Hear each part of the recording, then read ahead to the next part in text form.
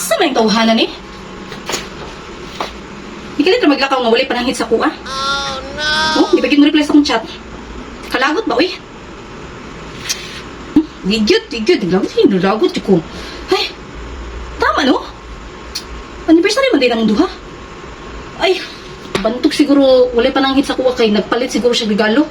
Uli kayo nagpabuhat o booking nga nay kwarta. Tama. Hala, siguro na siya plano surprisahan ko. Hala, oy, nakaswerte yan sis. An hour later. Me, Oh, kung saan man na? regalo para sa imo ha. Oh my God! Wow! Hala, nakabala pa dyan ko. Gusto pa dyan ko, uy. Masig bagti o di kaya necklace.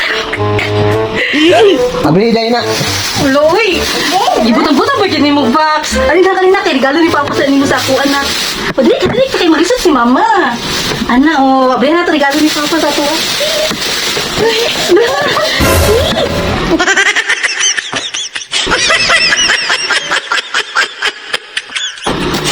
Mangi! Tinapa! Priska! Apay pabutang-butang sa box!